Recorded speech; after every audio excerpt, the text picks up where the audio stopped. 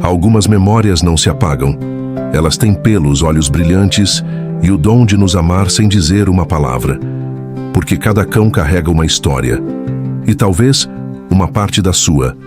Prepare-se para descobrir mais do que uma raça.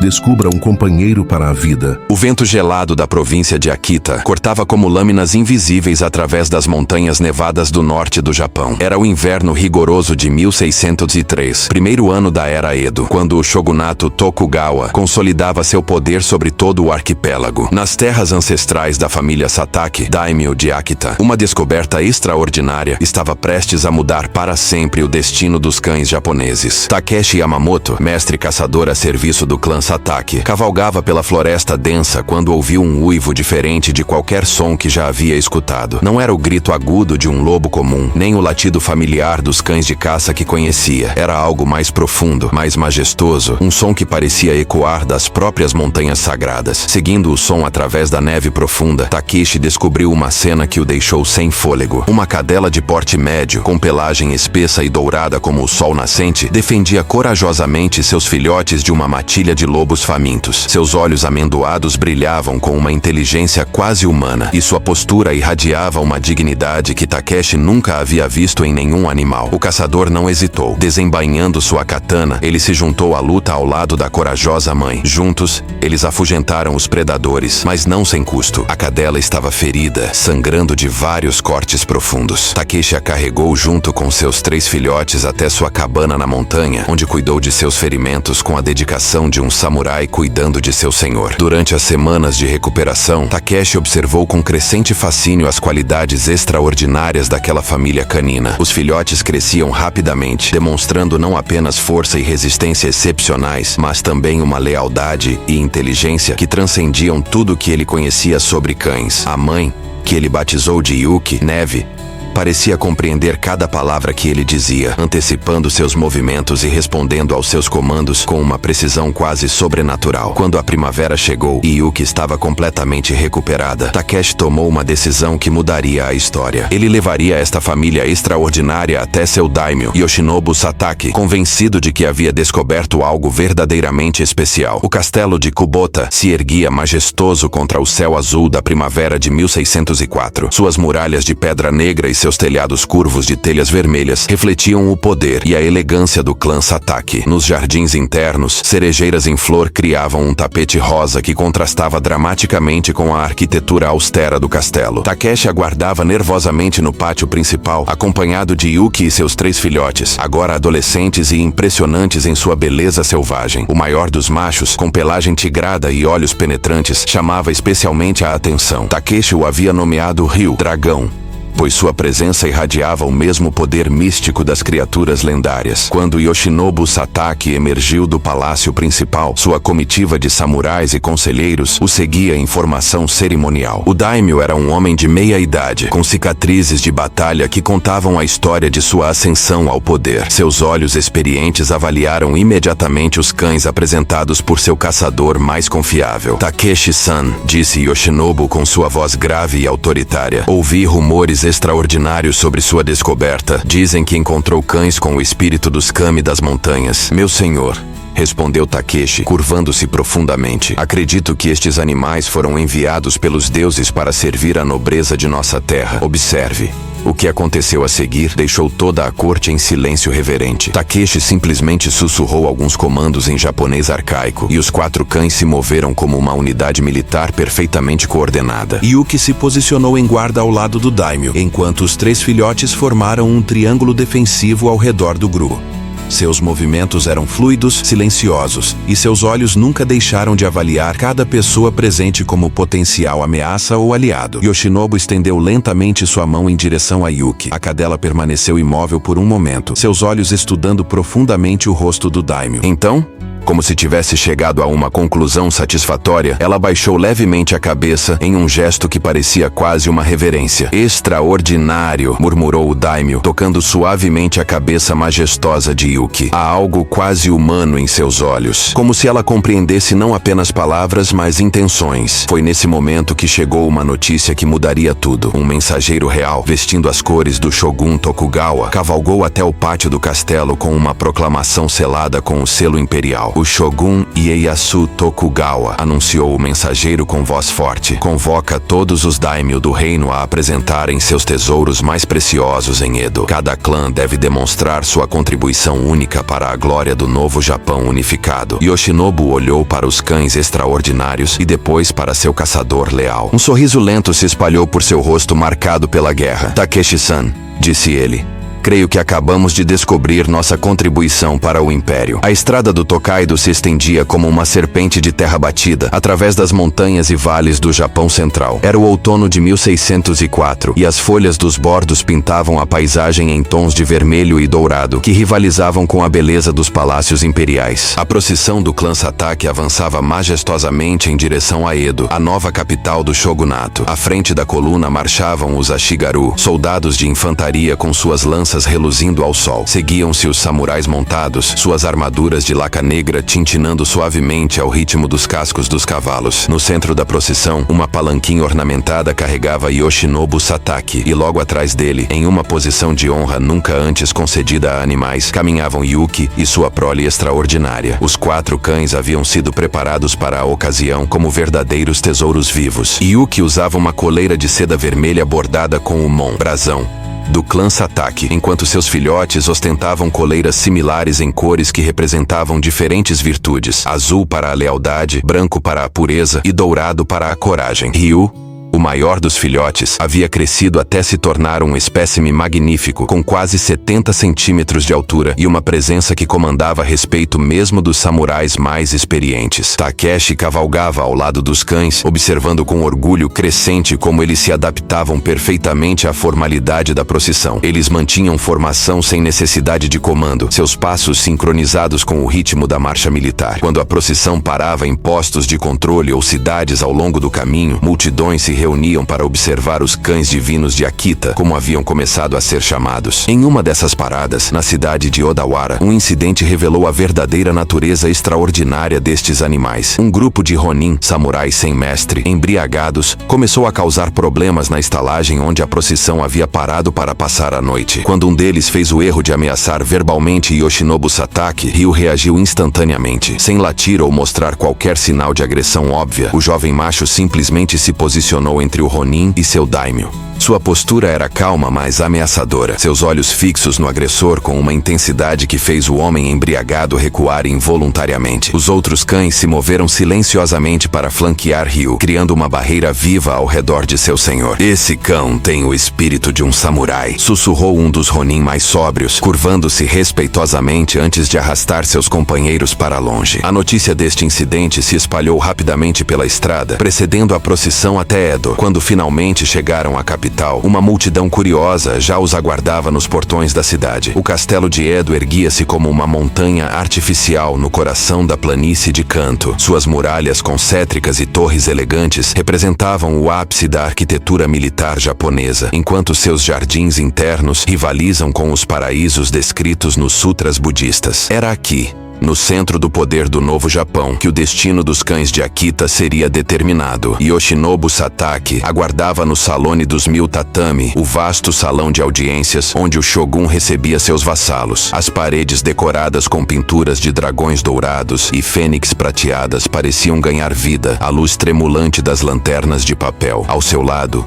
em uma demonstração de confiança extraordinária, estavam os 4 cães de Akita, imóveis como estátuas de pedra. Quando as portas duplas do salão se abriram e Tokugawa Ieyasu entrou acompanhado de sua corte, o silêncio se tornou absoluto. O Shogun, então com 62 anos, era uma figura imponente mesmo em idade avançada. Seus olhos pequenos mas penetrantes haviam visto a unificação de um país dividido por séculos de guerra civil, e seu porte irradiava a autoridade de quem havia moldado o destino de uma nação. Ieyasu parou a alguns metros dos cães, estudando-os com o olhar calculista que havia tornado famoso. Yuki e seus filhotes permaneceram perfeitamente imóveis, mas seus olhos seguiram cada movimento do Shogun com uma atenção que beirava inspirava a reverência. Satake-san, disse Ieyasu finalmente, sua voz ecoando no salão silencioso. Trouxe-me cães, mas seus olhos sugerem que trouxe algo mais. Excelência, respondeu Yoshinobu, curvando-se profundamente. Trouxe-lhe guardiões criados pelos próprios kami para servir à casa imperial. Estes não são simples cães, mas espíritos leais encarnados em forma canina. Para demonstrar suas palavras, Yoshinobu fez um gesto quase imperceptível com a mão. Instantaneamente, os 4 cães se moveram em formação, posicionando-se nos 4 pontos cardeais ao redor do Shogun. Seus movimentos foram tão fluidos e silenciosos que pareciam flutuar ao invés de caminhar. Ieyasu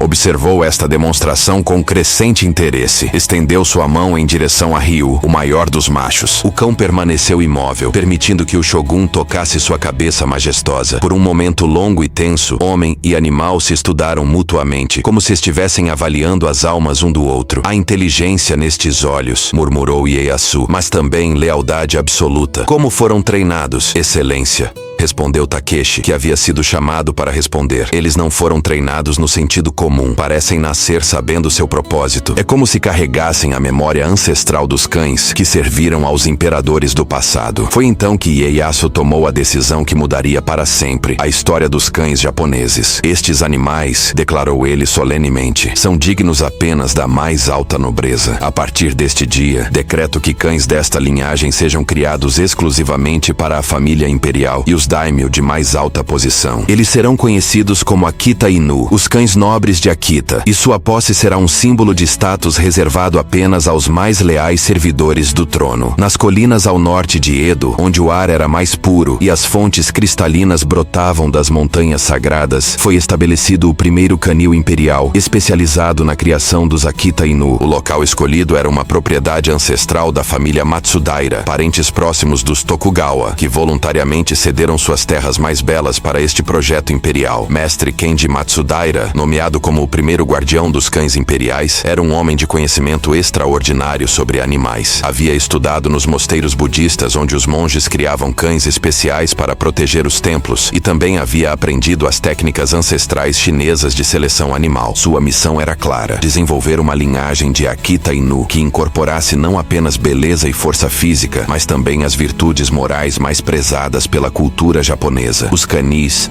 foram construídos seguindo os princípios do Feng Shui e da harmonia japonesa com a natureza. Cada estrutura era orientada segundo os pontos cardeais, com pátios internos que permitiam aos cães observar as estações mudando e se conectar com os ritmos naturais do cosmos. Jardim zen com pedras cuidadosamente arranjadas e pequenos lagos com carpas douradas proporcionavam um ambiente de serenidade que se refletia no temperamento dos animais. Yuki, agora reconhecida como a matriarca fundadora da linhagem imperial, vivia em aposentos dignos de uma concubina real. Seu pavilhão tinha vista para o Monte Fuji e ela passava horas contemplando a montanha sagrada como se buscasse inspiração nos espíritos ancestrais. Seus 3 filhos tinham sido separados para estabelecer linhas de sangue distintas, cada uma enfatizando características específicas. Ryu, o mais imponente, foi designado para produzir cães guerreiros, animais com coragem excepcional e instintos protetivos aguçados. Suas companheiras foram escolhidas entre fêmeas que demonstravam inteligência tática e resistência física superior. Sakura,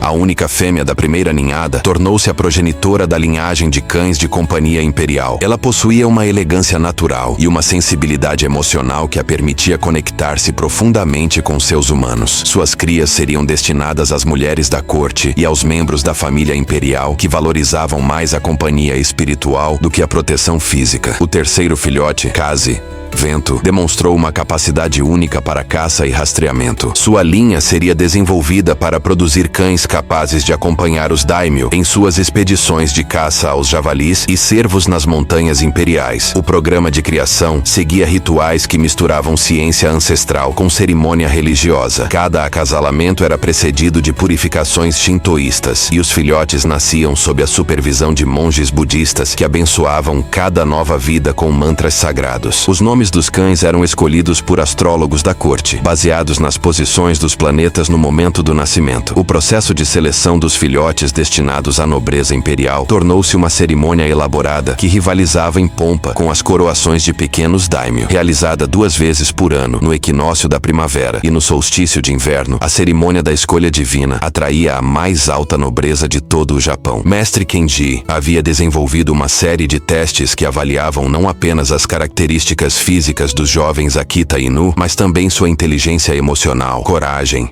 lealdade e até mesmo sua capacidade de percepção espiritual. Os filhotes, com aproximadamente 6 meses de idade, eram submetidos a estes desafios em um ambiente cuidadosamente controlado que simulava situações que poderiam enfrentar na vida real. O primeiro teste era conhecido como o espelho da alma. Cada filhote era colocado diante de um espelho polido e observadores experientes anotavam suas reações. Filhotes destinados à grandeza demonstravam curiosidade controlada, aproximando-se do espelho com cautela, mas sem medo, estudando sua própria imagem com a concentração de um filósofo contemplando mistérios profundos. O segundo teste, a prova da lealdade, envolvia separar temporariamente o filhote de seus irmãos e apresentá-lo a um estranho gentil que oferecia comida e carinho. Os filhotes superiores aceitavam a bondade, mas mantinham uma dignidade reservada, nunca se tornando servis ou excessivamente dependentes. Eles pareciam compreender instintivamente que a verdadeira lealdade não podia ser comprada com presentes. O terceiro teste era talvez o mais revelador, o confronto com a sombra. Cada filhote era exposto a uma situação levemente ameaçadora, um estranho mascarado que se aproximava com movimentos abruptos. Os futuros cães imperiais reagiam com coragem controlada, posicionando-se defensivamente, mas sem agressão desnecessária, demonstrando já nesta idade jovem a capacidade de discernir entre ameaças reais e provocações menores. Durante uma cerimônia particularmente memorável na primavera de 1608, uma jovem fêmea chamada Hana Flor demonstrou qualidades tão excepcionais que deixou toda a corte imperial em admiração silenciosa. Descendente direta de Yuki e Ryu, ela possuía a pelagem dourada de sua avó, combinada com o porte majestoso de seu pai, mas era sua presença espiritual que verdadeiramente a distinguia. Quando apresentada ao próprio Shogun Ieyasu, então com 66 anos e visivelmente enfraquecido pelos anos de governo, Hana fez algo que nenhum cão havia feito antes. Ela se aproximou do ancião governante e delicadamente colocou sua cabeça sobre os pés dele, permanecendo imóvel em uma posição que parecia quase uma oração. Ieyasu, conhecido por sua compostura férrea, foi visto limpando lágrimas dos olhos. Este animal, disse ele com voz embargada pela emoção, compreende o peso do comando e oferece consolo sem ser solicitada. Ela será minha companhia pessoal nos anos que me restam. Os anos passaram como folhas levadas pelo vento outonal, e a linhagem dos Akita Inu imperial se estabeleceu firmemente na corte de Edo. Em 1616, quando Tokugawa Ieyasu morreu, Hana estava ao seu lado, e os registros da corte relatam que ela permaneceu em vigília sobre o corpo de seu senhor durante 3 dias e 3 noites, recusando-se a comer ou beber até que os ritos funerários fossem completados. Sob o governo do segundo shogun, Hidetada Tokugawa, os Akita Inu assumiram papéis ainda mais importantes na estrutura de poder do Japão feudal. Descobriu-se que estes cães possuíam uma capacidade quase sobrenatural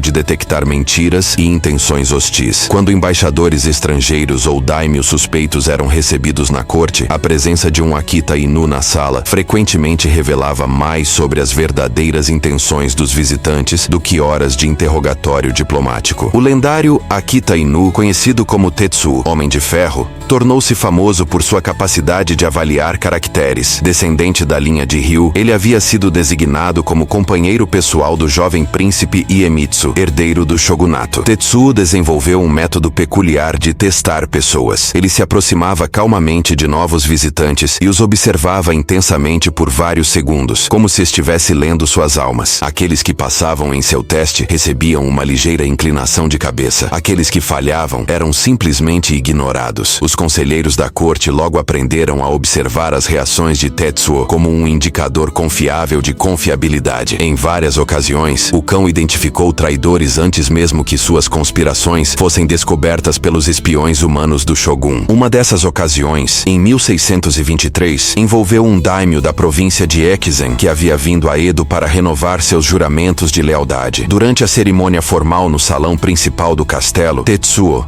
que normalmente permanecia imóvel durante tais eventos, levantou-se abruptamente e caminhou até o visitante. Em vez de sua usual avaliação silenciosa, o cão começou a circular o homem lentamente, nunca tirando os olhos de seu rosto. O daimyo, visivelmente desconfortável, tentou manter a compostura, mas gotas de suor começaram a aparecer em sua testa. Finalmente, Tetsuo parou diretamente em frente ao homem e emitiu um som baixo e ameaçador que fez todos os presentes congelarem. Dentro de uma semana, os espiões do Shogun descobriram que o daimyo havia estado secretamente correspondendo-se com cristãos holandeses sobre a possibilidade de uma rebelião armada. Tetsuo havia detectado a traição antes mesmo que ela fosse posta em ação. Os anos entre 1630 e 1650 são lembrados como a Era Dourada dos Akita Inu Imperiais. Sob o terceiro Shogun, Iemitsu Tokugawa, o programa de criação alcançou níveis de sofisticação que rivalizavam com as artes mais refinadas do período Edo. O canil imperial havia se expandido para incluir instalações em múltiplas províncias, cada uma especializada em desenvolver aspectos específicos da raça. Na província de Kai, nas montanhas ao oeste de Edo, um canil especial foi estabelecido para criar Akita Inu adaptados para as condições de alta altitude. Estes cães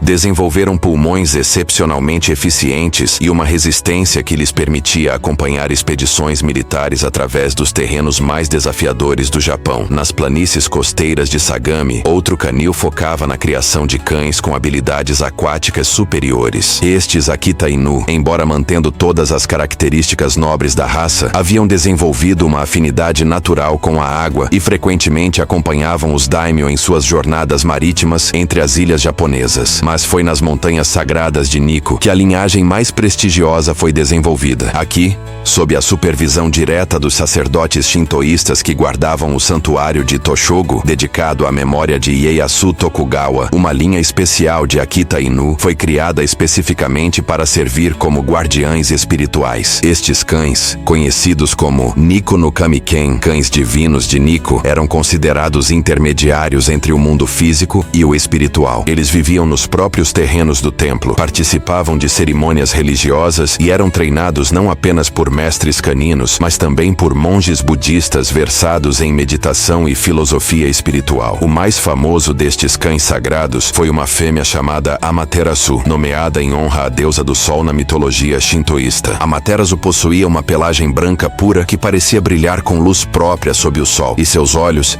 eram de um dourado tão profundo que pareciam conter chamas vivas. Os registros do templo relatam que Amaterasu demonstrava comportamentos que desafiavam a compreensão científica da época. Ela parecia saber quando terremotos estavam se aproximando dias antes dos primeiros tremores, alertando os monges com um comportamento inquieto específico. Durante cerimônias importantes, ela se posicionava espontaneamente em locais que maximizavam a harmonia energética do ambiente, como se pudesse perceber as correntes espirituais invisíveis que os monges passavam anos aprendendo a detectar. O inverno de 1651 trouxe não apenas neve às montanhas de Akita, mas também uma crise que testaria a lealdade dos Akita Inu Imperial de maneira dramática. O quarto shogun, Ietsuna Tokugawa, ainda muito jovem quando assumiu o poder após a morte repentina de seu pai, enfrentou uma tentativa de golpe orquestrada por alguns daimyo descontentes que questionavam sua capacidade de governar. A conspiração foi descoberta graças, em grande parte, aos Akita Inu espalhados pela corte imperial. Estes cães, agora presentes em todas as residências importantes da nobreza, começaram a demonstrar comportamentos estranhos semanas antes do golpe planejado. Eles se tornaram mais vigilantes, recusavam-se a aceitar comida de certas pessoas e mostravam sinais óbvios de desconforto na presença de conspiradores específicos. O caso mais dramático envolveu um cão chamado Loyal, Lealdade, que servia como companheiro do jovem shogun. Na noite anterior ao golpe planejado, Loyal recusou-se terminantemente a permitir que Ietsuna saísse de seus aposentos privados, bloqueando fisicamente a porta com seu corpo e emitindo sons de advertência sempre que o shogun tentava partir para suas atividades normais. Inicialmente irritado com o comportamento aparentemente desobediente de seu companheiro canino, Ietsuna estava prestes a ordenar que guardas removessem Loyal à força quando um dos conspiradores superiores. Incapaz de suportar a pressão psicológica de manter o segredo, confessou tudo aos conselheiros do Shogun. O golpe foi frustrado, os traidores foram executados e Loyal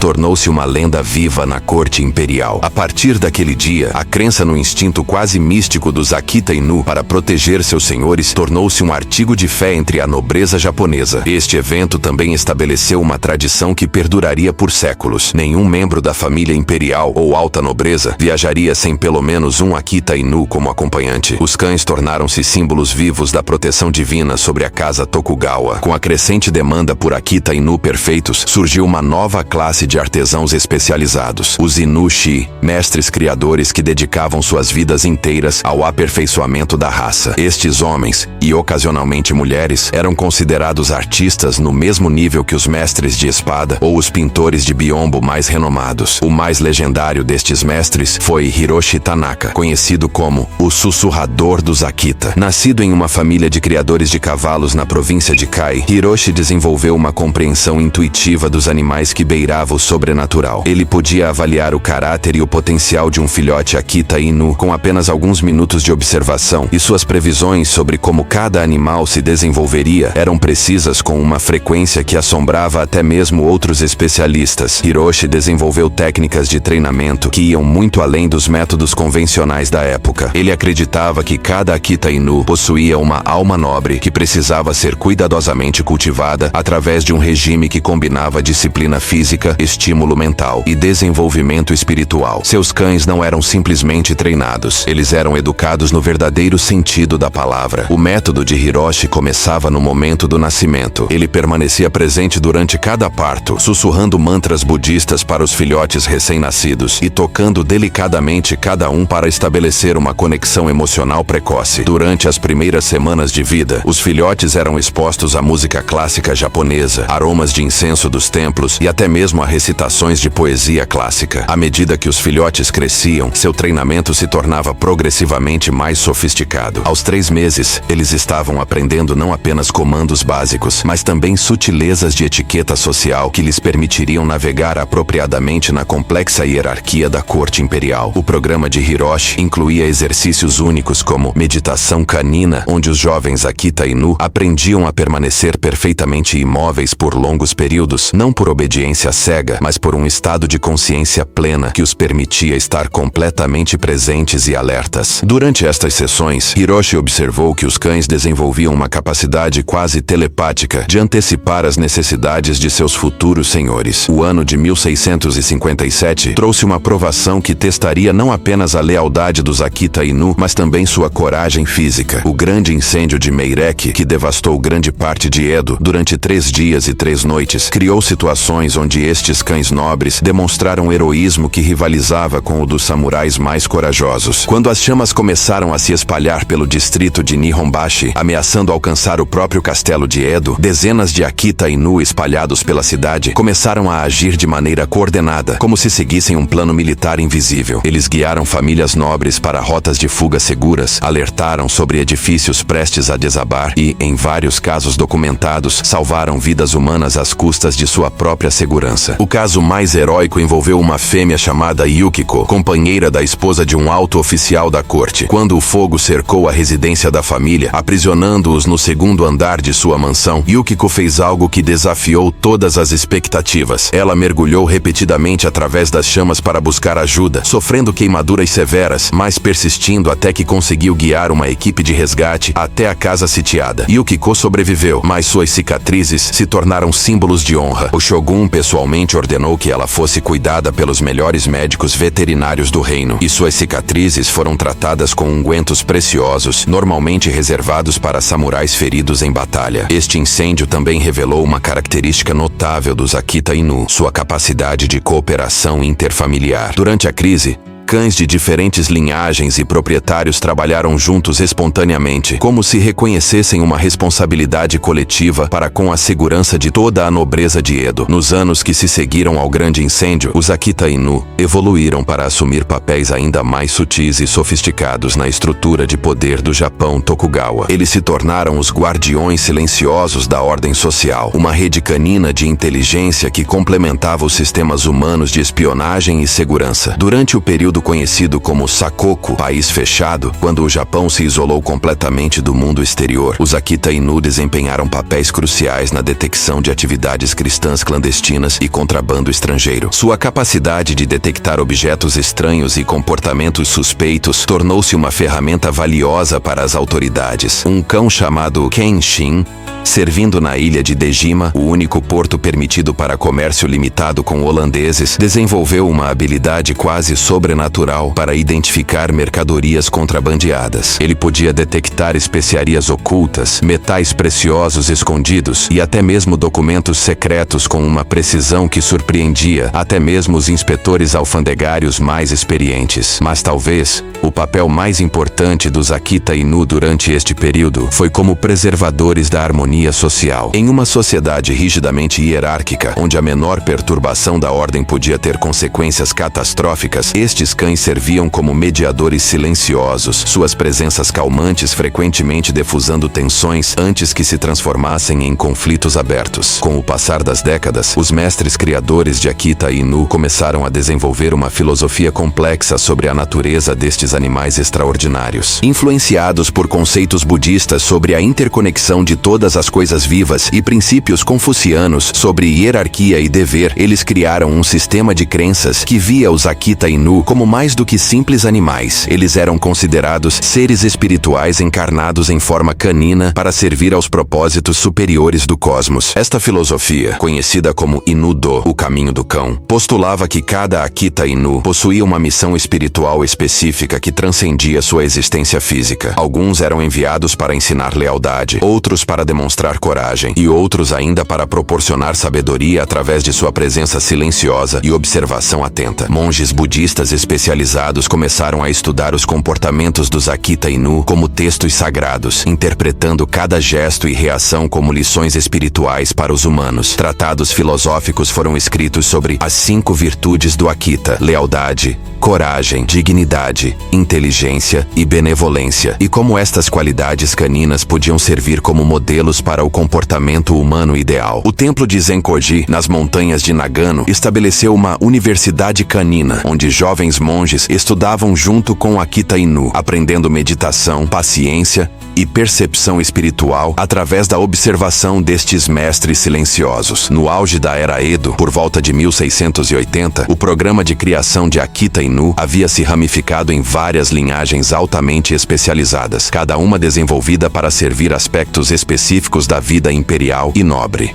A linhagem Byakko, tigre branco, foi desenvolvida especificamente para servir como guardiões dos templos shintoístas mais sagrados. Estes cães, todos com pelagem branca imaculada e olhos dourados penetrantes, eram considerados manifestações físicas dos espíritos guardiães dos templos. Eles viviam nos terrenos sagrados, participavam de cerimônias religiosas e eram treinados para detectar presenças espirituais malévolas. A linhagem Genbu, guerreiro negro, produzia cães com pelagem escura e constituição robusta, especializados em proteção pessoal de alta intensidade. Estes Akita Inu acompanhavam os daimyo mais poderosos em suas viagens e eram treinados não apenas para detectar ameaças, mas também para neutralizá-las quando necessário. A linhagem Suzaku, pássaro vermelho, focava em cães com pelagens avermelhadas e temperamentos particularmente refinados, destinados às damas da corte imperial. Estes animais desenvolveram uma sensibilidade emocional extraordinária, capazes de detectar mudanças sutis no humor de suas senhoras e responder adequadamente. Finalmente,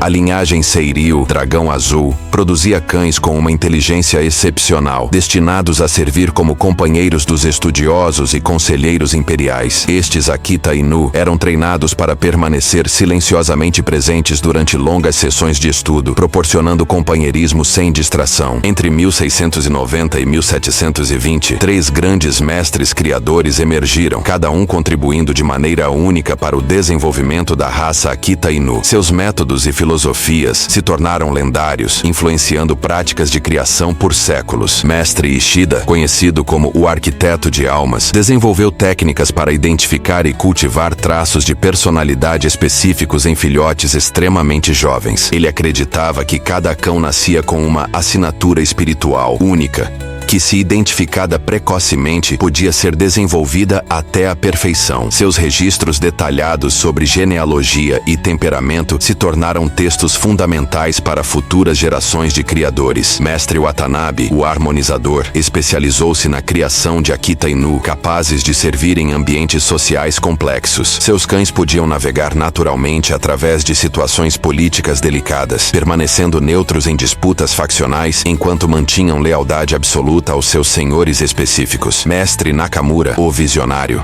foi pioneiro no desenvolvimento de técnicas de treinamento que preparavam os Akita Inu para situações que ainda não haviam ocorrido. Ele antecipou mudanças sociais e políticas no Japão e treinou seus cães para se adaptarem a circunstâncias futuras que outros mal podiam imaginar. Quando o período Edo chegou ao fim, em 1868, com a restauração Meiji, os Akita Inu imperiais haviam se tornado mais do que uma raça canina. Eles representavam um ideal de perfeição que transcendia sua forma física. Por mais de 2 séculos e meio, eles haviam servido fielmente à casa Tokugawa e à nobreza japonesa, tornando-se símbolos vivos dos valores mais preciosos da cultura japonesa. O último shogun Tokugawa, Yoshinobu, ao abdicar de seu poder em favor do jovem imperador Meiji, fez questão de garantir que os canis imperiais fossem preservados. Em uma cerimônia emocional no castelo de Edo, ele transferiu pessoalmente a custódia de sua própria Akita Inu, uma majestosa fêmea chamada Yamato, para o novo regime imperial. Estes cães, declarou ele solenemente, carregam em suas almas a essência do que há de mais nobre no espírito japonês. Eles serviram minha família com honor por gerações. E agora